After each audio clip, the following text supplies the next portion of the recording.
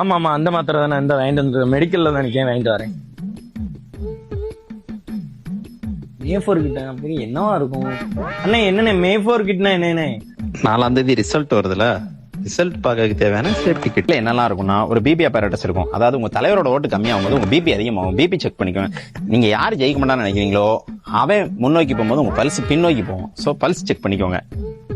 இந்த ரெண்டு வந்துச்சுன்னா ஆட்டோமேட்டிக்கா கார்டியாக் அரெஸ்ட் அல்லது ஸ்ட்ரோக் வரலாம். இது வந்துச்சுன்னா அட்டோர்வாஸ்டட்டின், அஸ்பிரின், குளோபடோக்ரோல் டேப்லெட் வச்சிருக்கிறேன். இது ஒரு 2 hours தாங்கும். அதுக்குள்ள ஹாஸ்பிட்டல் போயிருங்க, இல்லை உங்க ரிசல்ட் வேற மாதிரி ஆயிடும். ஒரு உங்களுக்கு பிடிச்ச விஐபி யாராவது தோக்குற மாதிரி இருந்துச்சுன்னா பதட்டத்தில் உங்களுக்கு ஃபீவர் வரும். ஃபீவர் வரும்போது ஃபீவர் செக் பண்ணிக்கோங்க. இந்த பதட்டம் இன்னும் அதிகமாச்சுன்னா என்ன ஆகும்னா வீசிங் வந்துடும். ஸோ அஸ்தலை நீங்கள போட்டு 2 பஃப் டப் டப் டப்னு அடிச்சுக்கோங்க. ஃபீவருக்கு தேவைன்னா இதுலேயே டோலோ 650 டேப்லெட்டும் இருக்கும். அதெல்லாம் சரி, இந்த மாஸ்க் எதுக்கு? அதாவது ரிசல்ட் வந்ததுக்கு அப்புறம் உன்னால வெளியே தலை காட்ட முடியாது, அதனால மாஸ்க்.